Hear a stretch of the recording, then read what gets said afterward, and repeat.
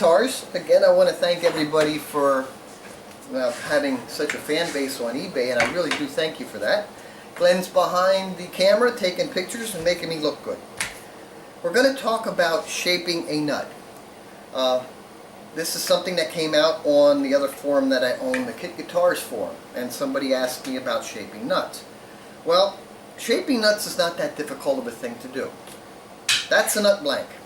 Now, the two things you need to understand are, is your nut going to be set on the plane of the fretboard, or is it going to be set to the angle of the headstock? So as long as you know that, this is not going to be difficult. This happens to be on the flat. Now, if we actually were doing this on the headstock, you can see now we have the angle, alright? So what we would want to do is, the first thing you want to do is to get the nut slot, the first thing you want to do is to get the nut so that it is square in relationship to the fretboard. So the first thing I'm going to do is, I'm looking at this and I can see there's a slight gap here, probably so slight you can't see it. So all I'm going to do is I'm going to take it to the belt sander and I'm going to true the bottom of the nut slot. This will take a second.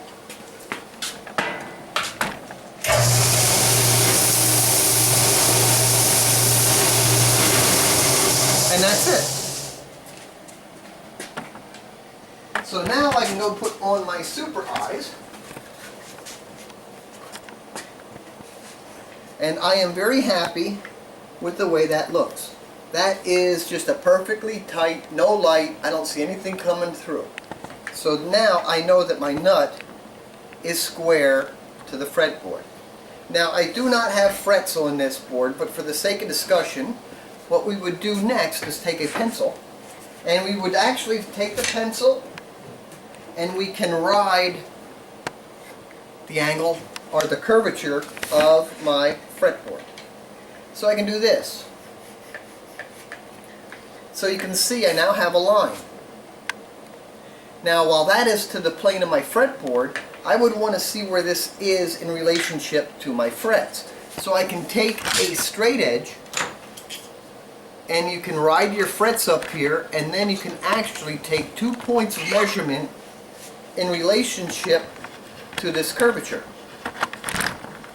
And when you go to the sander, it's going to probably look something. I'm going to just cheat and do this a little bit.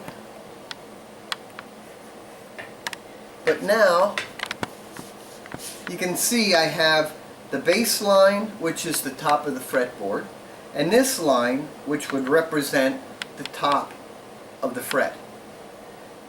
So this is going to be the approximate line where I want to go. So I want to A, make sure I'm square, B, get the curvature right, and then C, we're going to trim it for length. Again, I'm just going to run over here to the sander, and I'm now going to quickly shape this in. Now, you can do this with a file, sanding block. You can take it to a bandsaw if you want to try to cut it. I would recommend a sander or some other hand tool. You don't want to cut yourself doing something stupid. God knows I've done that more than once.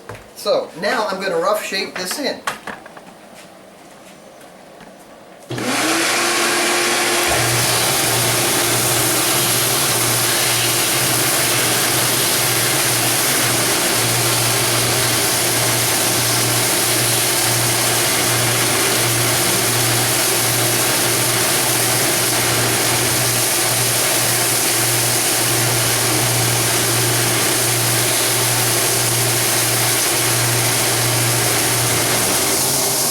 If you notice, I have not taken it all the way down. It is much easier to make smaller than it is to make bigger. So, with that in mind,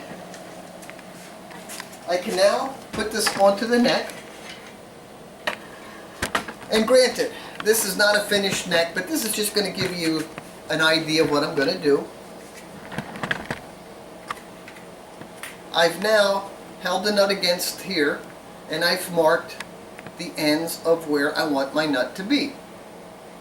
So now I can take the nut back to the sander, and I'm going to sand to the line.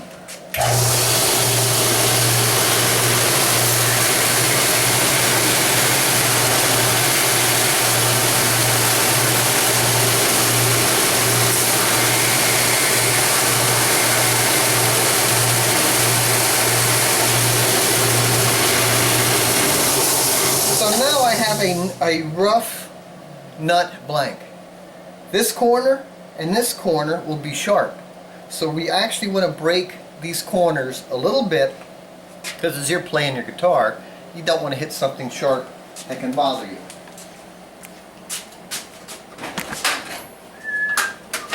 So I can take this, just going to sand the,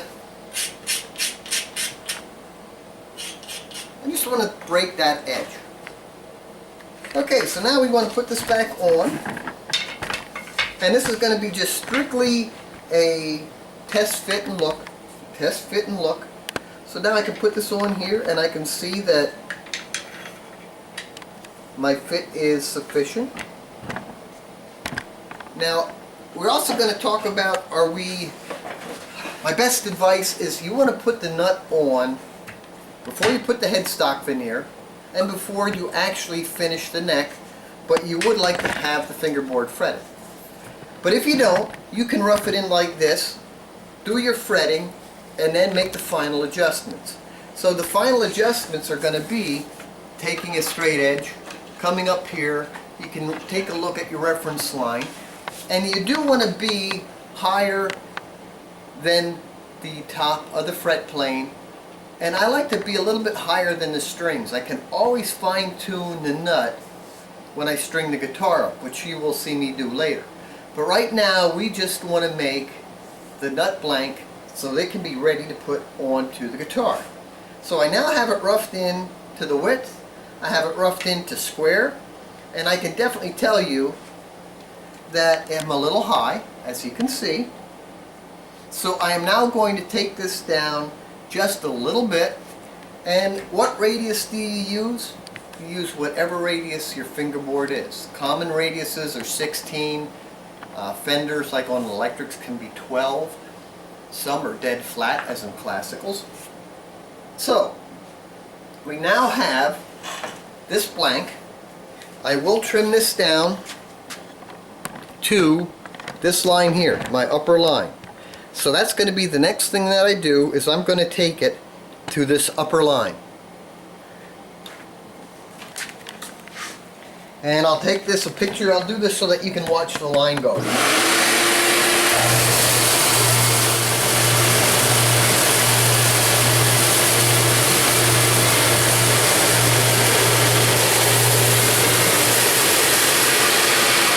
A little bit of lines there yet.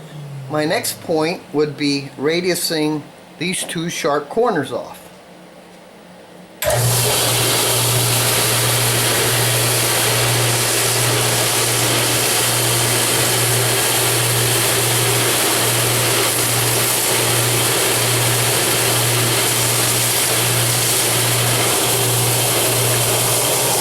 So now you can see that corner's rounded, this corner's rounded. It's not finish shaped, but I'm in the ballpark.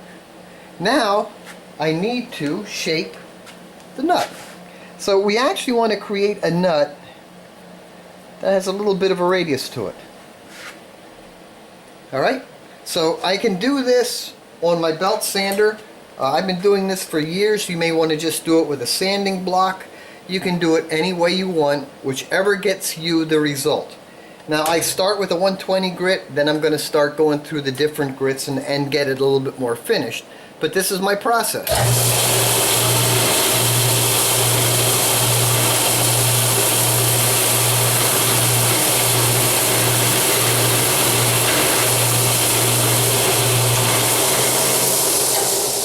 Now you can see, it's probably can't see very well. Here, this will work. Now you can see that I have a bit of an angle that I have created on the nut. So this is the back part of the nut. Now I can finish shape this a little bit more.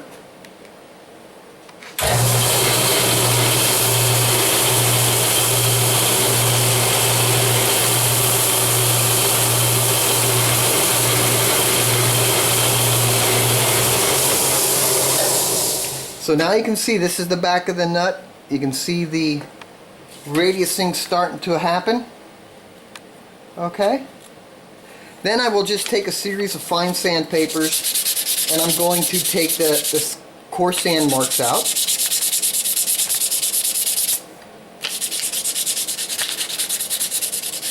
And at this point, this nut would probably be good enough to send the guitar out to get finished, so that when I come back, I can do the final shaping of the nut, which you will soon see. But that affords me a quick way to make a nut blank. Now, the next thing that I told you was I like to put the headstock veneer on after I have the nut ready. So now I can take my headstock veneer and I can shape it into the headstock shape that I want, but now I can put a bit of an angle on here. So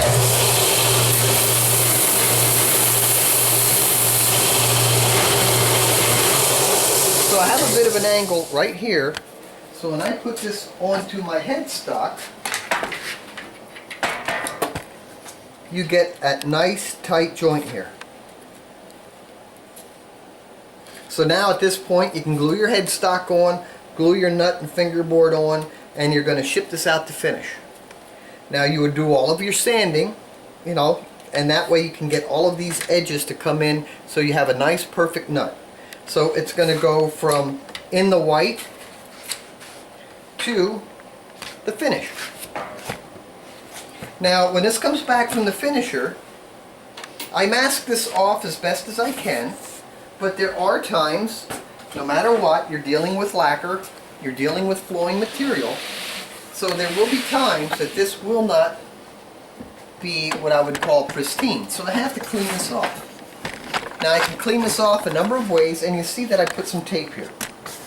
So I like to have everything taped off, so I'm not going to put any more scratches on the guitar than I need to. I mean, let's face it, you don't want to scratch your guitar. So now we're going to take some simple sandpaper grits, and I have, let's see here, this is 220, I have 320, I have 600, I have a whole series of grits that I can use. And you want to be very careful, that's why I have everything taped off. So now I can just fold this over so I get a nice clean edge. You can see that I'm not really touching my tape. Okay? So now I can clean everything off and make it look nice and pristine. And for those that want to have a vintage look, if you want to do a vintage look, I've actually taken my bone nuts before I put them on and stuck them in, I tried coffee, but I found just tea.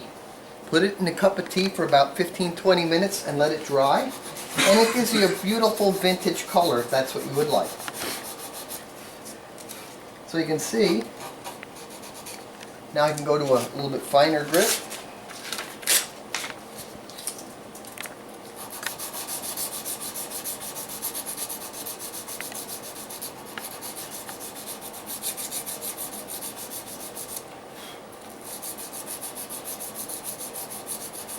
Now you may not be able to see it in the camera, but I can see this actually starting to build up a nice sheen. So as far as I'm concerned, that's pretty much ready to go. Now how do you gauge where your strings are going to go?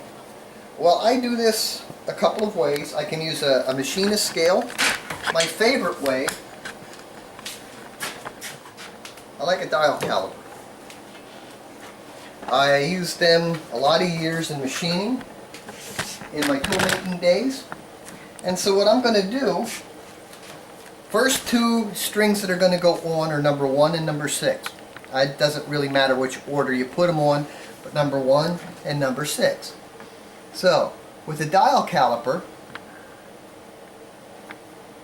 I can go right to the edge of my fretboard and I can make a little mark right where the strings go. Now I can double check this.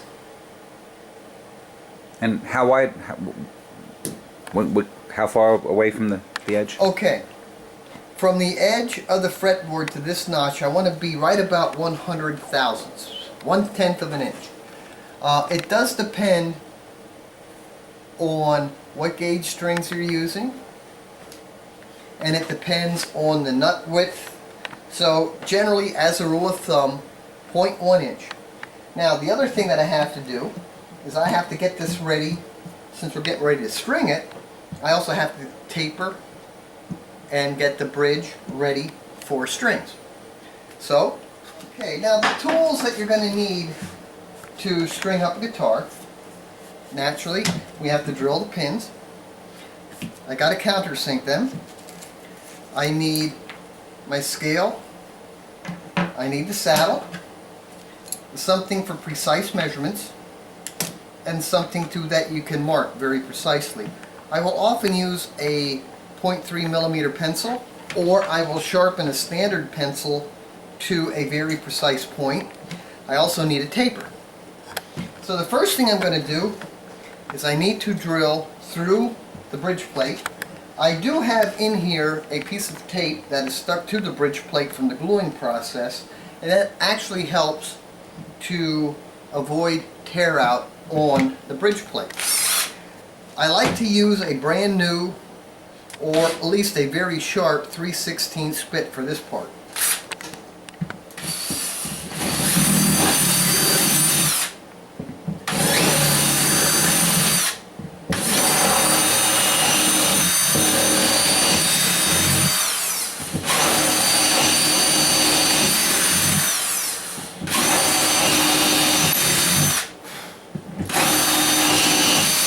Now, I have the holes drilled. I don't need that anymore. Now I can reach in, find the end of tape. So you can see, those are my holes. That tape actually does help to keep the tear out to a minimum on the bridge plate. And I can run my finger over there and I don't feel a lot of splinters, but I still like to take a 220 grit and I clean it off.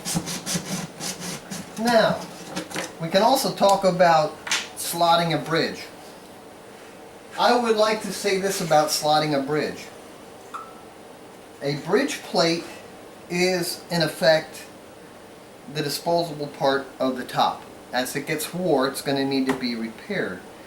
I like to start with slotted pins, and I'm sorry people, there is no better tone because of your slotting the bridge. What I will do is make sure that the ball ends are very secure to the plate, and then as the plate wears, then I start slotting. And that way I can continually use the same bridge plate and I will slot over the life of the guitar.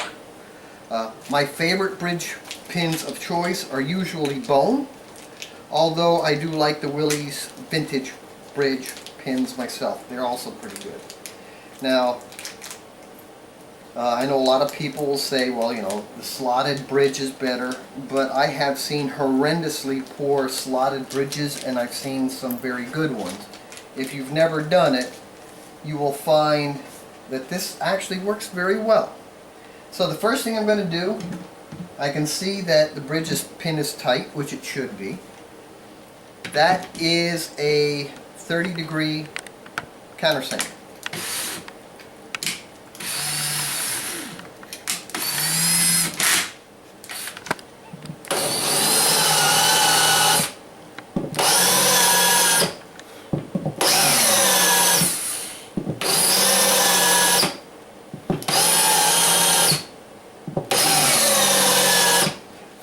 Now, I'm not in the Martin school where you want these sticking high.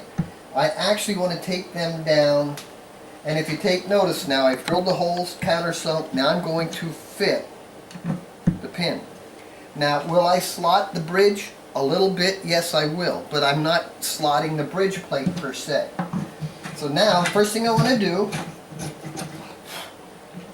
is make my adjustment so that my ball end fits nice into that little countersunk pocket I created.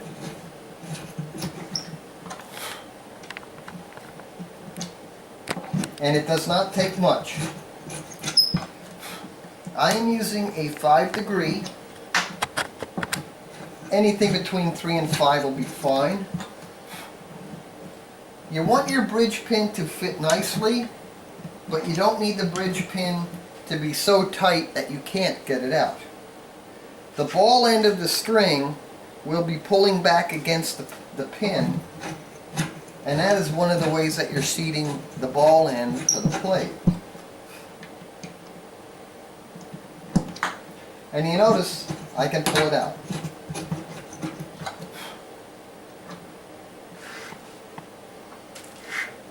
Then these will get boogered up with some schmutz. You got to take the schmutz out of here. And for those of you that know what schmutz is, welcome from Pennsylvania. Now here we go. If these fit too tight through humidity changes, if the bridge started to shrink, the pins could act like a wedge and crack your bridge, which you don't want. Okay.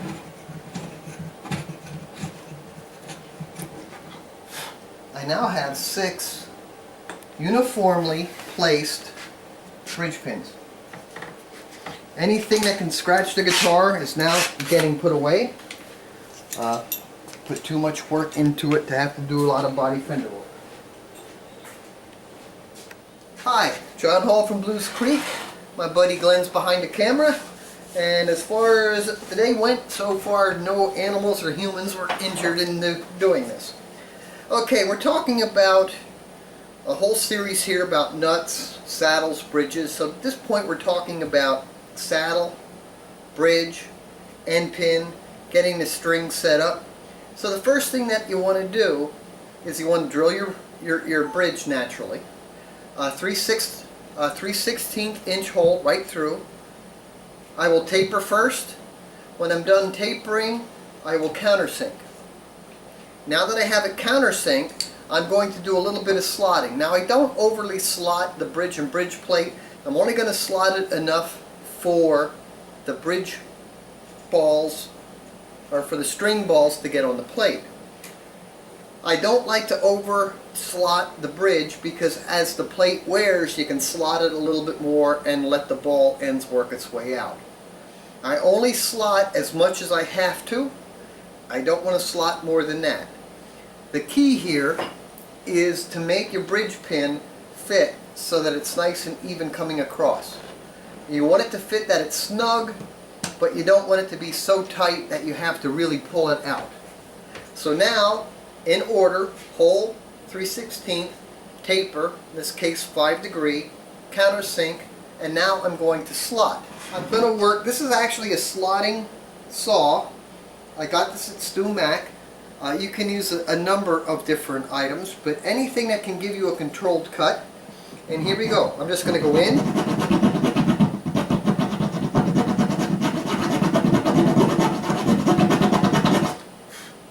And I'm looking in the slot hole.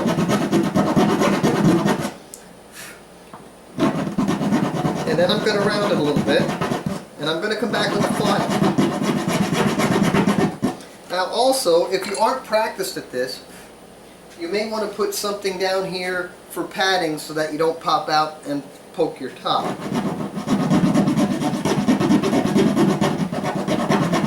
You want to be relaxed when you're doing this. You're not forcing it.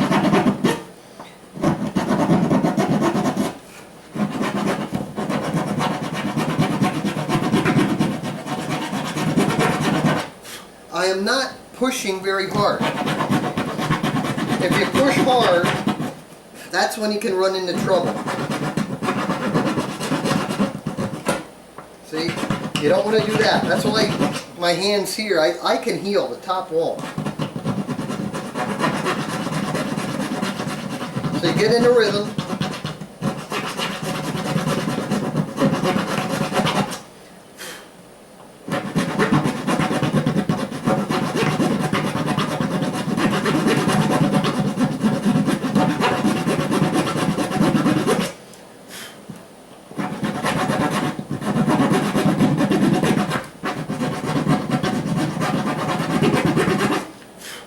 Now somebody's probably going to say, well, you're doing that so you can increase the break angle. And to that answer, no. Break angle has not as much to do with the guitar bridge as one may think. In fact, Al Caruth and I kind of did a study for our own satisfaction about the same time, and we both came up with about the same results. Most importantly, it's the overall bridge height and the ball end connection. If you really got into the engineering and the physics of it, then you'd be getting into the centroids and all this happy stuff. But we did find once you get below about a 4 degree break angle, that is when you start losing. So above that, it's very, it's not as important as one may think. Now, this is a bridge blank.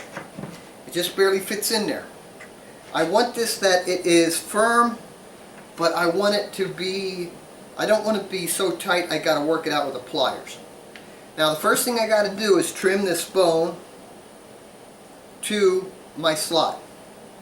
And that's pretty obvious. You take it, you cut it, you radius it, and then I'm going to put a curve on it. So that will be a very simple process, and you can see how it's done. Now, whenever you cut on a bandsaw, if I try to cut it like this because of this opening, that could possibly be a hazard. So I'm going to take a piece of wood that's going to give me 0 clearance, and I can cut this very safely.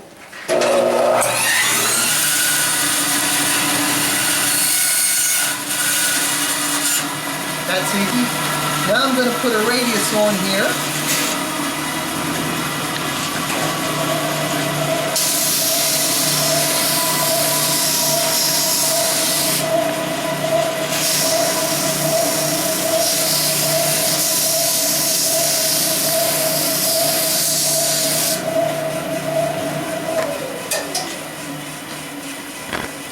So now you can see the ends are radiused. That might show up better that way. And now I want to do a test fit into the bridge. Like I said, I want it to fit. I don't want it to be tight. I don't want to have to force it. And I will have to shorten this up by a little. I do know that the overall length that I want is 290 thousandths. So I'm just going to trim this down to 290 and reshape the end. Okay, so I got it trimmed to length. It fits into here nicely. What I'm going to do next is put a radius on the saddle. Now I got to kind of know how much I got to take off. So I can take a straight edge, I can put it on the first fret, I can put it over where the string's going to be, and I can take a measurement at the 12th fret, and that's going to give me an approximation to what I have to take off. So I'm now going to put the radius on there.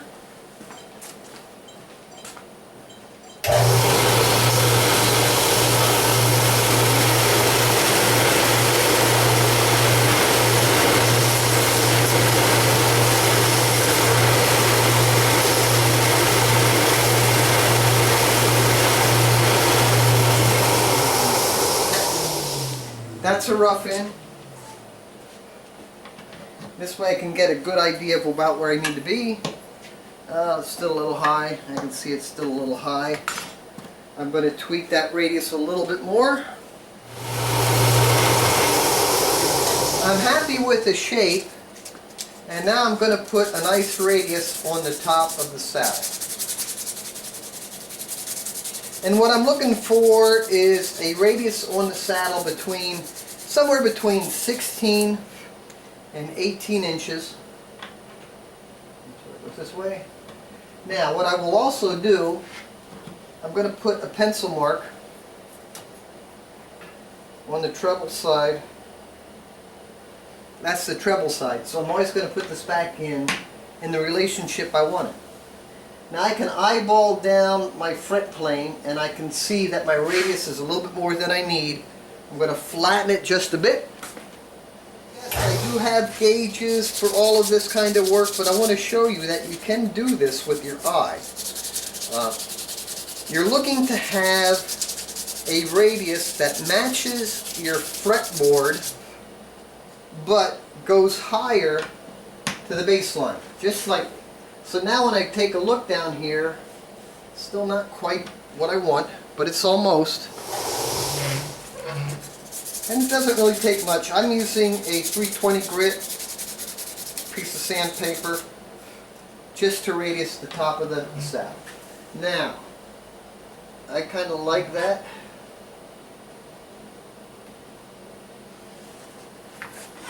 Now I can take a few just guesstimate measurements, and here I'm looking at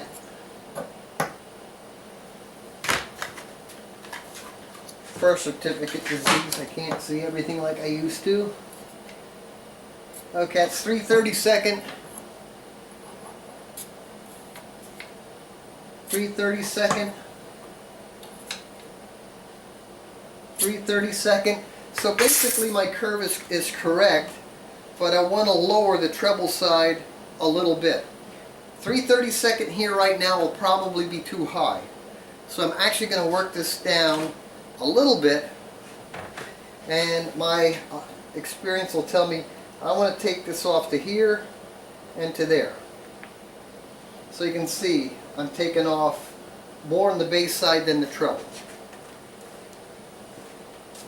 I'm sorry, I'm taking more off the treble side than the bass. I had that backwards.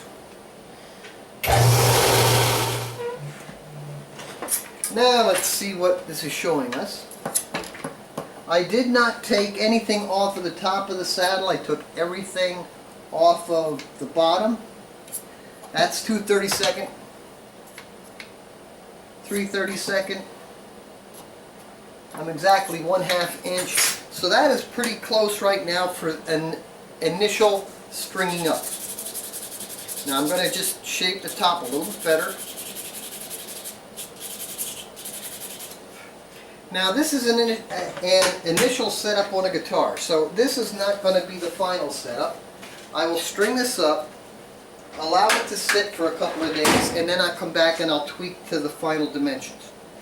Now to string this up,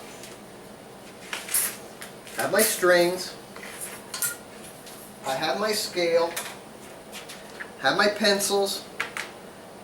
I don't need the taper anymore, but I will need my dial caliper. Okay, so now here's a little trick that I've done. I'll take number 1 and number 6, and I will actually bend the ball end over just a hair.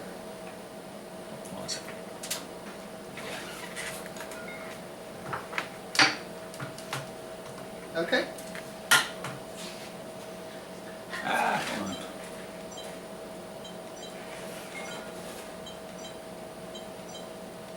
Beep beep. Ready? Okay, so I bend the ball over just a little bit.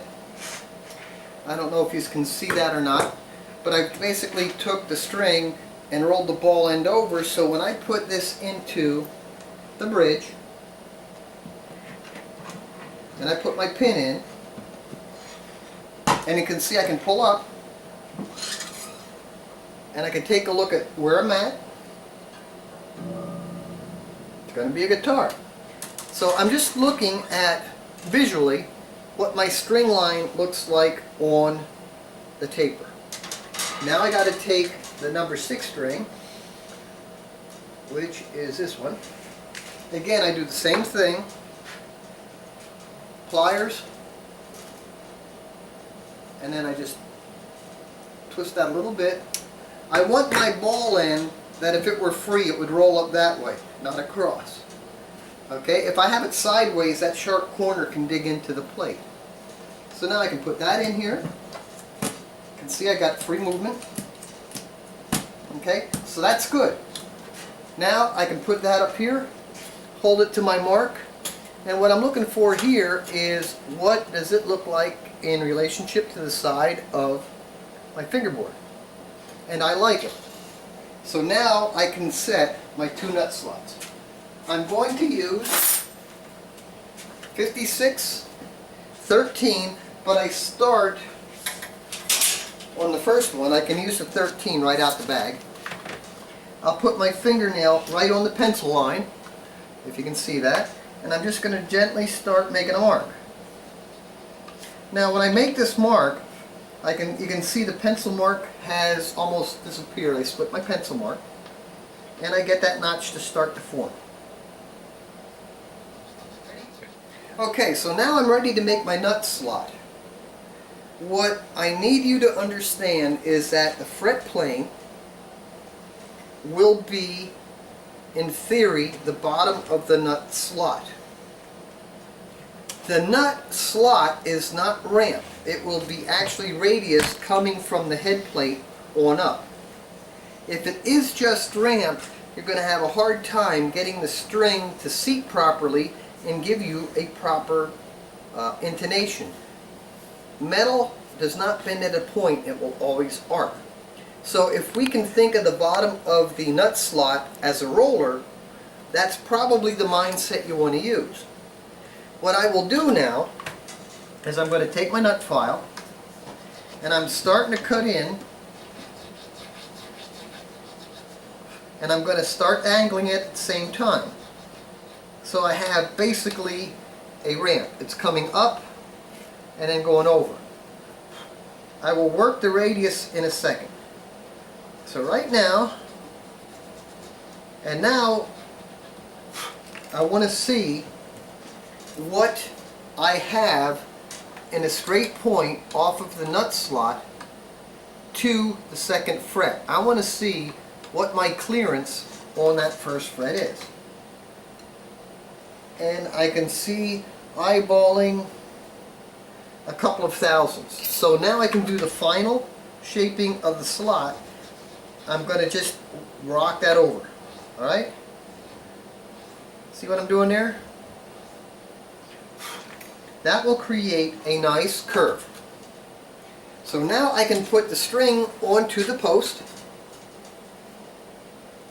And you see I have everything taped up so I don't, put more scratches in it than I need to. Alright. So now we can wind the string up. Just do it this way.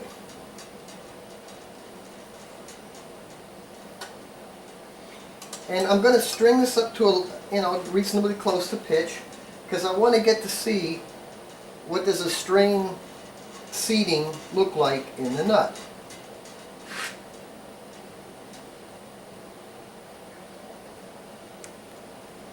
I also want to listen to what the string sounds like. Do I have to do more shaping to the saddle? Do I have to add something to the nut? And we'll get to see that in a second. Okay, so now I have my first string in. I'm going to have to do some fret leveling. I'm not worried about that right now. Right now I just want to show you how to set up a nut. Okay, so you can hear the notes clean. I think I have a little fret buzz that I have to take care of. That's not a big deal. Now I'm going to put this guy in. Now that fellow is a 56 thousandths slot. I'm actually going to start with about a 24 because I can control the initial feed of this slot. So that gives me a guide groove for the heavier nut file. And what I'm doing, I can lay this into the slot and I can lay it on the fret, and I'm watching my fret clearance. Here I'm starting a ramp. Now I'm going to put the radius in there.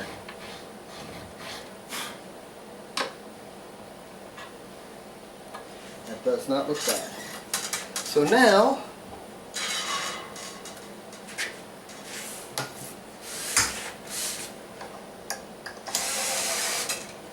I put my hole perpendicular roughly. Right.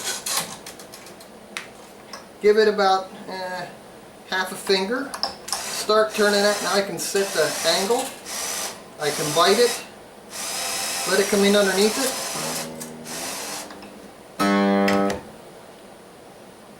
Now I can take a look. Holding right here at the fret, I'm rocking it on the second fret, and I can see the clearance on the first, and it's perfect.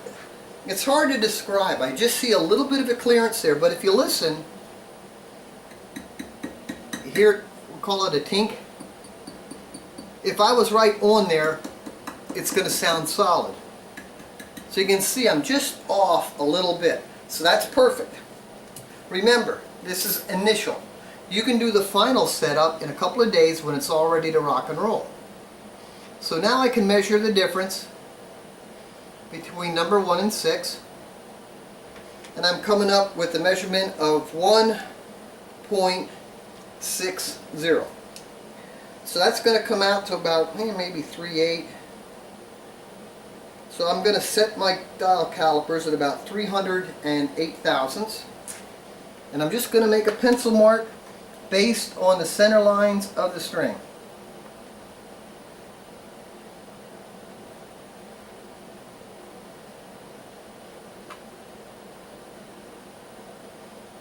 Now I'm about 20 thousandths short, so I'm just going to give it a little bit more.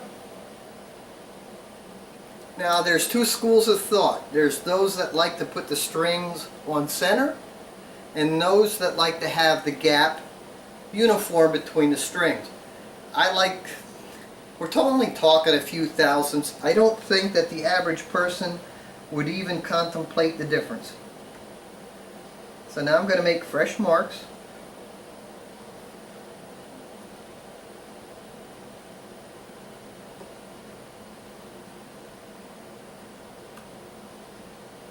Still just a little bit. Give it a little bit more. And remember, measure twice, cut once, repeat. So now I'm getting a little bit more. A little bit more. A little bit more. And I can go even a little more over that.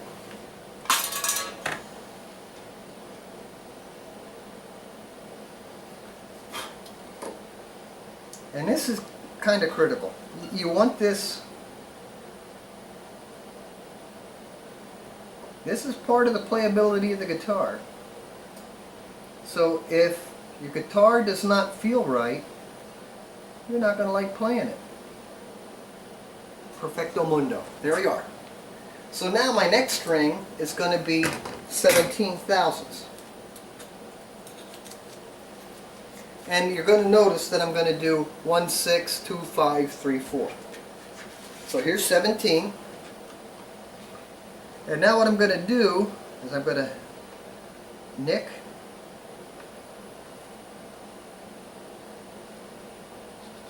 nick,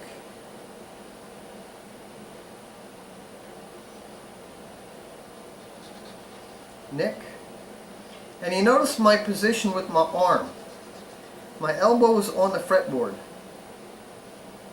I want this line to be straight. Now I've made a bunch of little ticks, and I can measure them and double check that everything appears where I want it to be.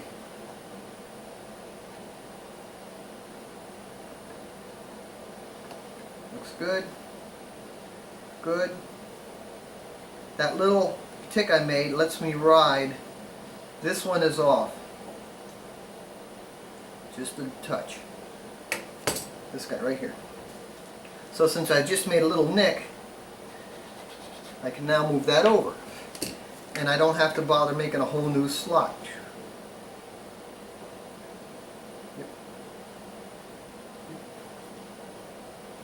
Okay.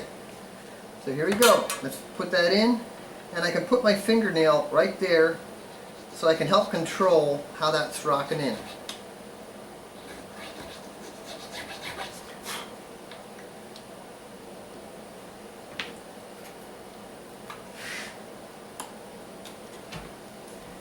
And that's given me a good read of the angle that I'm creating on my nut slot. So I can see that my fret plane in relationship to my nut slot is pretty nice.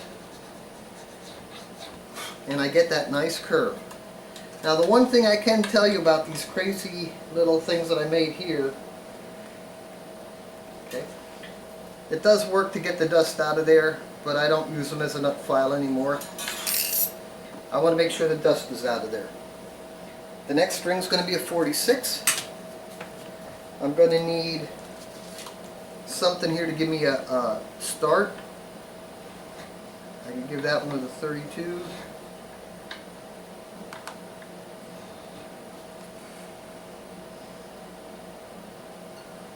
And again, it's easier to make adjustments now than later.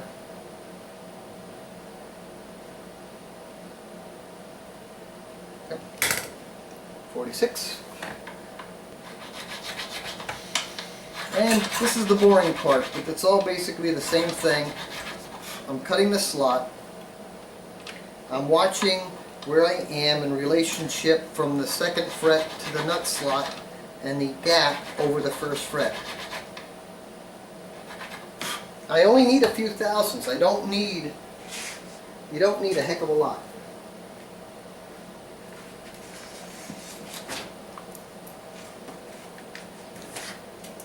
Ball end, bent, in, and then on.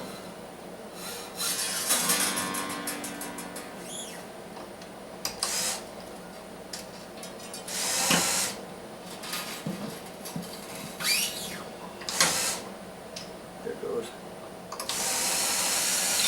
Over, then under.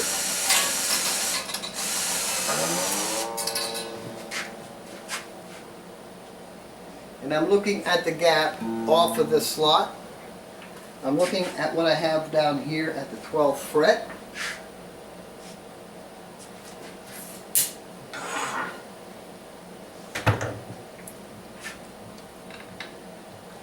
Good. That's not too tolerable or intolerable. And this is the process of making a nut. It is not that difficult. And some people even go so far as to put a little bevel on the bottom of the pin. Sometimes when you put your ball ends in, you don't want to cooperate, but you want the ball end rolling forward, and you can catch on the bottom of the pin and pop it up. So some people will actually do this. And they'll just put a little bit of a bevel on the end, and then the ball end comes right off. Now when you string, come through the hole, loose end goes underneath the string, over and back. That creates a little hook. I only use that on the unwound string.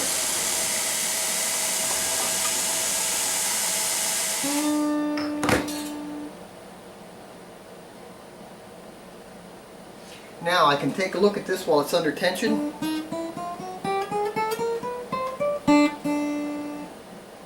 I can now take a reading of the action height at that point, showing an action height of 4/64.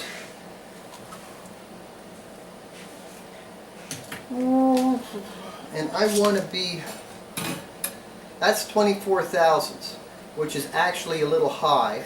I'm catching this one. So this one, the two strings can still come down a little bit. So I'll loosen this up a little bit, loosen that up a little bit. 17. And I'll just round this off a little bit. And there's my ramp. There's my radius. Alright? Ramp, radius. Get this one.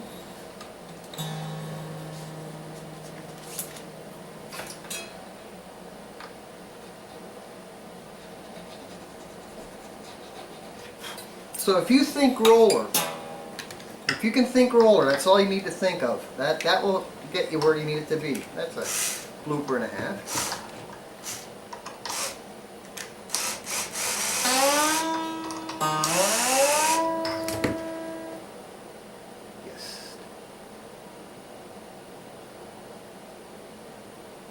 That one's good. That one's a little high yet. Just going to tweak it down, but this is how you do it. There's no, it's not rocket science. It's just a steady process. And I'm going to give that a little bit more off the bottom.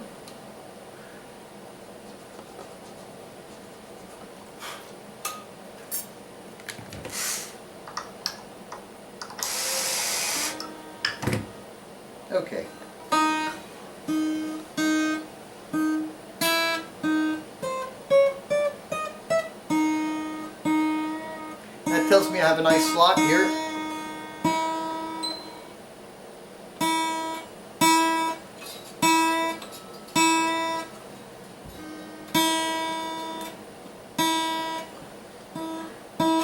It's tight. Hear it ticking? So, to loosen that up a little bit, I take my 17, and I don't need to loosen it up much. I'm going to take the 17 nut file, right here, and I'm just going to do this with it. I'll come in here, a little bit off that side, a little bit off that side.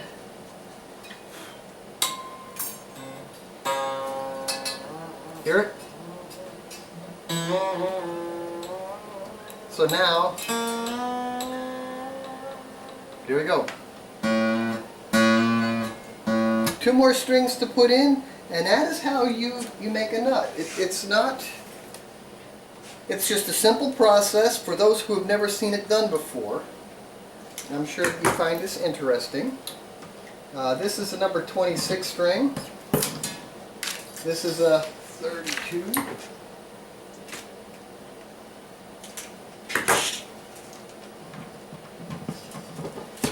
Alright, now see, there's the ramp, fretboard plane, and then radius. Sometimes you want to do this at the back, kind of like a little bugle tip, because bone is hard and it will catch the winding and it will actually make that stick. And you can take one of these and kind of help buff out the dirt, and that will get you going.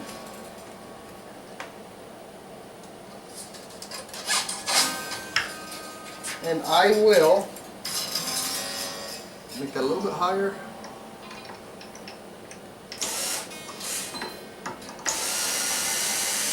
Still in frame. And once it's under tension, you're just looking for a few thousandths underneath that string and the fret. Doesn't need to be much. And the more you play with it, the more you'll get the feel of it, and you'll see how easy it actually is. This is not that difficult. I think a lot of times people tend to overthink the simple part of this, and it's not hard. You can actually, if you want to, take a guitar, and if you want to be sacrificial with your nut, take it down till you actually buzz. And then that way you'll know exactly what you need. And every guitar is a little different because you don't know how that string's gonna work. And you can see I can floss that joint.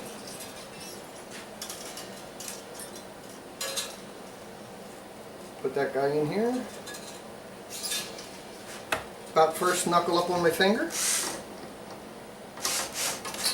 Once I get about 90 degrees, I'm going to kink it over there. Now I go under it. That loose end goes over. And I don't want to move this too much. Now, I'm going to cut the loose ends off of here, and that is how you string up and make a nut. I hope that this helps you. Hope it was some good information. Please don't be afraid to give me feedback. And from my shop to yours, John Hall, Glenn, we wish you the best. Blues Creek Guitars, KitGuitarForum.com. Like the shirt. Bye-bye.